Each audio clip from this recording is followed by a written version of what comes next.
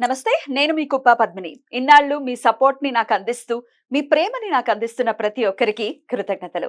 ఇప్పుడు చూడబోతున్న ఈ వీడియో కూడా ఖచ్చితంగా మీకు ఉపయోగపడుతుంది. లైక్, షేర్ అండ్ సబ్స్క్రైబ్ చేసి మీ ఇష్టాన్ని, అలాగే మీ సపోర్ట్‌ని నాకందించండి. అలాగే ఈ వీడియో పట్ల మీ అభిప్రాయాన్ని కామెంట్ సెక్షన్‌లో కామెంట్ చేసి నాకు తెలియచేయండి. నమస్తే. నమస్తే. Welcome to our channel. నేను కుప్ప పద్మిని. ప్రస్తుతం మనతో పాటు ప్రముఖ ఆధ్యాత్మికవేత్త, నారీసేన ఫౌండర్, దత్త ఉపాసకురాలు శ్రీమతి లతా దత్త గారు మనతో పాటు ఉన్నారు. మాట్లాడదాం. నమస్తే అక్క. జై గురుదత్తారా. శ్రీ గురుదత్త అక్క. ఈ మాఘమాస బహుళ పక్ష ఏకాదశి వచ్చేస్తోంది. విజయ ఏకాదశిగా పిలువబడేటటువంటి ఏకాదశి వస్తోంది. రావణాసురుడి మీద విజయం సంపాదించినటువంటి వృత్తాంతాన్ని గుర్తు చేస్తుంది ఈ ఏకాదశి. అవును. మరి విజయ ఏకాదశిని ఎలా వినియోగించుకోవచ్చు? బుధవారం వస్తోంది కాబట్టి ఒకసారి మీ ద్వారా. విజయ ఏకాదశి పేరులోనే ఉంది విజయం చేకూరుతుందని. హా. ఎందుకు అంటే రావణాసుడిని ఎళ్లి యుద్ధం తలపెట్టే ముందు రాముడిని కూడా ఈ విజయ ఏకాదశి వ్రతం చేసుకోమని చెప్పారు. అవును. ఈ విజయ ఏకాదశి వ్రతం చేసుకుంటే విజయం సాధిస్తావు అని చెప్పారు. కాబట్టి ఎవరికైతే విజయం కావాలో ఈ ఏకాదశిని తప్పకుండా చేయాలి పద్మిని. ముఖ్యంగా విజయం కావాలనుకున్నవారు. దేని మీదైనా విజయం కావాలనుకునేవారు. అందరికీ కావాల్సిందే అది. ఎవరి మీదైనా విజయం కావాలనుకున్న వాళ్ళు, హా. ఎందులోనైనా విజయం కావాలనుకునే వాళ్ళు ఈ విజయ ఏకాదశిని పాటించాలి. తప్పకుండా. అయితే ఇప్పుడు ఎగ్జామ్స్ కూడా వచ్చేస్తున్నాయి. చక్కగా తల్లిదండ్రులు కోరుకునేది తమ పిల్లలు ఎప్పుడు సక్సెస్‌ఫుల్ గా ఉండాలి. అవును. ఎగ్జామ్స్ లో చక్కగా పాస్ అవ్వాలి. లేకపోతే ఇట్లాంటి డెఫినిట్ గా ఉంటాయి కదా! ఏ తల్లిదండ్రులకైనా. అవును. తల్లిదండ్రులైనా చేసుకోవచ్చా? తప్పకుండా చేసుకోవచ్చు పద్మిని. మనకి సాయి సచ్చరిత్రలో ఏంటి, గురు చరిత్రలో ఏంటి ఒక అధ్యాయంలో ఉంటుంది. ఆ! ఒక అబ్బాయికి సరిగ్గా ఆ అబ్బాయి పరీక్షలో హ్మ్. పాస్ అంటే ఆ అబ్బాయి చదువుకుంటుంటే మర్చిపోతూ ఉంటాడనమాట. ఓహ్! మర్చిపోతూ ఉంటే హ్మ్. అందులో గురువుని ధ్యానించు. హ్మ్. నువ్వు గురువుని ఎప్పుడైతే ధ్యానిస్తావో, ఆ మంత్రాన్ని ఎప్పుడైతే జపిస్తావో బ్యూటిఫుల్. నువ్వు మరవటం అనేది ఉండదు, జరగదు. బ్యూటిఫుల్. విజయం సాధిస్తావు అని గురువు బోధిస్తాడనమాట. ఆ విధంగా పరీక్షలప్పుడు కూడా తల్లిదండ్రులు చేసుకోవచ్చు. పిల్లల చేత చదివించండి. ఓం గురవే నమః, ఓం గురవే నమః అని 21 సార్లు ప్రతిరోజు పరీక్షలు ఉన్నప్పుడు కాదు ముందు నుంచే, హ్మ్. అంటే గురువు అనుగ్రహం కోసము, ఖచ్చితంగా. మర్చిపోకుండా ఉండటం కోసము. ఏదైతే వాళ్ళకి ఎగ్జామ్స్ బిఫోరు తల్లిదండ్రులందరూ కూడా స్ట్రెస్ అనేది పెట్టేస్తూ ఉంటారు. డెఫినెట్‌లీ. అప్పటి వరకు పట్టించుకోకుండా నువ్వు మంచి మార్కులు తెచ్చుకోవాలి. మంచి మార్కులు తెచ్చుకోకపోతే చాలా కష్టం. ఇలాంటివన్నీ జరుగుతా ఉంటాయన్నమాట. పిల్లలు గూడా చాలా లైట్‌గా తీసుకొని చదవకుండా పరీక్షల ముందే చదివే హ్మ్. పిల్లలు గూడా ఉంటారు. హ్మ్. హ్మ్. ఇన్ని రోజులు ఆడుతూ పాడుతూ ఉండి పరీక్షల ముందే చదువుతా ఉంటారనమాట. వాళ్ళందరూ కూడా ఏంటి అనంటే హ్మ్. ఇలా గురువుని పట్టుకొని హ్మ్. గురుమంత్రం ఓం గురవే నమః అని చదువుకోవాలి. హ్మ్. ఇక ఏకాదశి రోజు ముఖ్యంగా ఉదయాన్నే లేచి స్నానం చేసి ఉపవాసం ఉండగలిగే వాళ్ళందరూ ఉపవాసం ఉంటే మంచిది. అయినా చాలామంది ఇప్పుడు బీపీలు, షుగర్‌లు గాబట్టి అవును. ఫ్రూట్సు లేదంటే పాలు ఇలాంటివి ఏవైనా కొబ్బరి నీళ్ళు కూడా తీసుకుంటారు హ్మ్. చాలామంది గూడా. హ్మ్. ఏదైనా అలాంటి లఘువుగా తిని కూడా చేసుకుంటూ ఉంటారు. లఘువుగా తినొచ్చు. ఉండలేని వాళ్ళు. అలా లఘువుగా స్వీకరించొచ్చు. కానీ ఉండేవాళ్ళు మాత్రం ఖచ్చితంగా ఉండి చేసుకుంటే బాడీ క్లెన్స్ అవ్వటం అనేది. చాలా యాహ్! క్లెన్స్ ఏంటి దాని యొక్క ఫలితం విశేషంగా ఉంటుందనమాట. హ్మ్. హ్మ్. విష్ణుమూర్తి ఆరాధన, విష్ణుమూర్తి ఆరాధన అది గూడా తులసి ఆకులతో అంటే హ్మ్. తులసి దళాలతో చేస్తే చాలా మంచిది. అలాగే ఆహ్, ఈ స్తోత్రము అచ్యుతం కేశవం రామనారాయణం ఇది చదువుకుంటే చాలా చాలా మంచిది. బావుంటుంది. చాలా బావుంటుంది. ఇది అవును. అందరూ కూడా వింటున్నారు. ఆ! పైగా దీన్ని జపిస్తే చాలా బావుంటుంది. ఆ! ఇక దత్తాత్రేయ స్వామి సాక్షాత్తు శ్రీమన్నారాయణుడే. విష్ణుమూర్తిని కొలిచినా, దత్తాత్రేయ స్వామిని కొలిచినా ఒకటే కాబట్టి, ఆ రోజు అందరూ కూడా గురు చరిత్రలోని 14వ అధ్యాయం చదువుకుంటే చాలా మంచిది. గురు చరిత్రలోనే. 'ఎకరాల 14 భరద్వాజ్' గారు రాసినటువంటి. ఎక్రాల భరద్వాజ గారి గురు చరిత్రలో 14వ అధ్యాయము. హ్మ్. ఇందులో టూకీగా హ్మ్. కొంత చెప్తాను. చాలా చిన్న అధ్యాయం ఇది. చెప్పండి. ఇక్కడి ఆహా! నుంచి ఇక్కడి వరకే అయ్యో! ఉంది. 2 పేజీలుందే. 2 పేజీలు చదువుకుంటే చాలా బావుంటుంది. హ్మ్. అయితే ఆహ్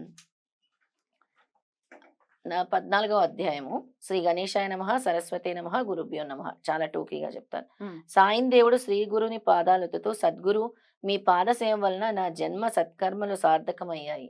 మీ అనుగ్రహం వలన నా పితృదేవతలు కూడా తరించారు. ధన్యుణ్ణి.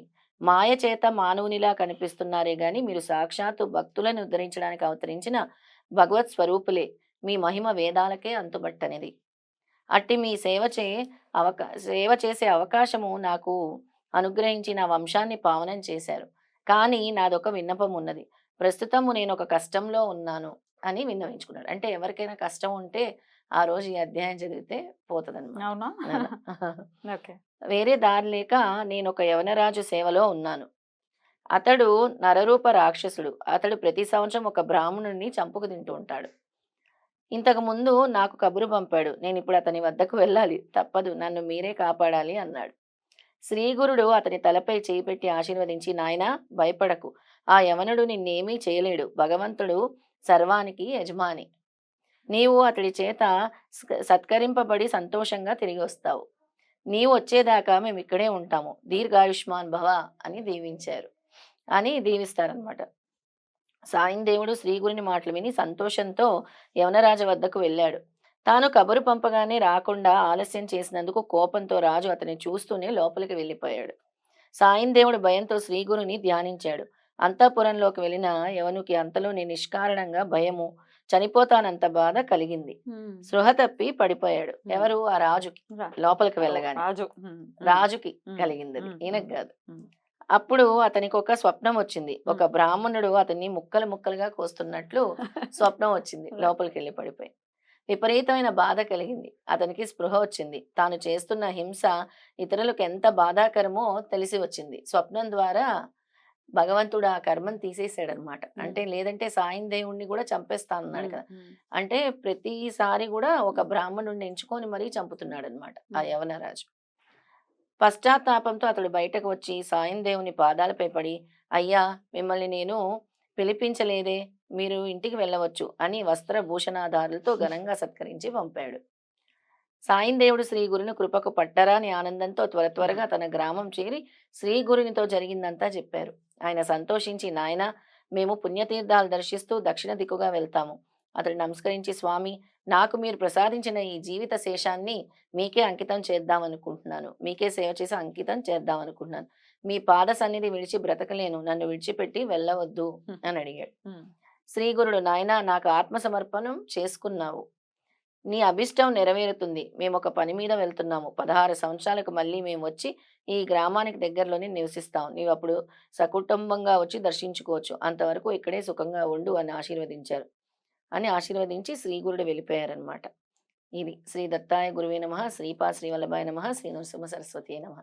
ఎంత చిన్న కథ గాని ఎంత ఉంది అంతరార్థం. అంటే గురువుని ఎంత పరిపూర్ణంగా నమ్మి వెళ్ళాడు. ఓకే, మనం వెళ్దాము, ఆ స్వామి చెప్పారు కాబట్టి వెళ్ళవలసిందే అని. ఇంకా చంపేసే సిట్యుయేషన్, ఆయన ప్రాణం పోతది. ఈ రోజు లాస్ట్ నాకు ఇది. యవనరాజు నన్ను పిలిపించాడు, ఈ రోజుతో నేను చనిపోతున్నాను అని గురువుకి చెప్పుకున్నాడు. అప్పుడు శ్రీపాదుడు చాలా విషయాల్లో కూడా ఆయన్ని సాక్షి అనగానే, శ్రీపాదుడు గాని అరుణాచలేశ్వరుడు గాని వీళ్ళందరూ ఒకటి. సాక్షి అనగానే ఒక పిల్లలు, నేను చెప్పాను ఇంతకు ముందు కూడా, నువ్వే సాక్షి మేము తీస్తున్న ఈ రూపాయికి అన్నందుకు ఆ పిల్లలకి వేసిన శిక్షకి అరుణాచలేశ్వరుడు కూడా ప్రదక్షిణ చేశాడు. అలాగే ఇంకో చోట నువ్వే సాక్షి అన్నందుకు కోర్టులో శ్రీపాదుల వారు ప్రకటితమై సాక్ష్యం చెప్తారు. ఇలాంటి సందర్భాలు ఎన్నో జరిగాయి కోర్టులో. దానికి సాక్షి ఎవరు లేరు, శ్రీపాదులే సాక్షి అంటే శ్రీపాదులే వచ్చి సాక్షి అవుతారు. అలా మనకి స్వప్నంలో వస్తారు, నేరుగా వస్తారు, మానవ రూపంలో వస్తారు, అనుక్షణం మనం రక్షిస్తూనే ఉంటారు స్వామి. Beautiful beautiful. చక్కగా ఈ కథను కూడా చదువుకోవచ్చు. ఈ కథను చదువుకుంటే విజయ ఏకాదశి రోజు విజయం చేకూరుతుంది. అంటే ఎంతటి కష్టమైన బాధ నుంచి, అంటే ప్రాణాలు పోయే సందర్భం నుంచి, ఆల్మోస్ట్ ఇదొక బాధ. అక్కడ యుద్ధం అంటే రావణాసుడితో యుద్ధం అంటే రాముడికి అదొక బాధ. ఇక్కడ కావాల్సింది ఏంటి? అందులోంచి బయటపడడం. దీన్ని కూడా ఒక విజయంగానే భావించాలి, ప్రాణాలతో బయటపడడం అంటే. అంతే కదా. అంతే. అయ్యో, అసలు సిసలు విజయం కదా. అసలు సిసలైన విజయం అదే. అందుకే ఈ విజయ ఏకాదశి రోజు 14వ అధ్యాయం ఎవరైతే చదువుతారో చక్కగా గురువుని అనుగ్రహము, అలాగే విష్ణుమూర్తి అనుగ్రహం కూడా కలుగుతుంది. రైట్. ఇక ఏకాదశి ఉపవాసం ఉన్న వారికి మరునాడు పారణ ఉంటుంది కాబట్టి ఆ సమయం కూడా ఒకసారి చెప్పండి అక్క. 7వ తారీఖు మధ్యాహ్నం 1:39 నుంచి సాయంత్రం 4 గంటల వరకు పారణ సమయం ఉంటుంది పద్మిని. మధ్యాహ్నం వచ్చింది. జనరల్ గా అయితే పొద్దున్నే వచ్చేస్తుంది. హరివాసరం ఉందా ఆ సమయంలో? హరివాసర సమయం ఉంది. హరివాసర సమయం ఉంది కాబట్టి, లేదంటే చాలా సందర్భాల్లో కూడా ద్వాదశి ఉదయాన్నే పారణ సమయం ఉంటుంది. ఇప్పుడు మాత్రం మధ్యాహ్నం సమయం వచ్చింది. మధ్యాహ్నం వరకు ఉండవలసిందే. మధ్యాహ్నం వరకు ఉండవలసిందే. కానీ దీనికి ఎంతటి ఫలితాన్ని ఇస్తున్నారంటే స్వామి, మనకి అప్పటి వరకు లేని విజయాన్ని ఇస్తున్నారు, సక్సెస్ ఇస్తున్నారు.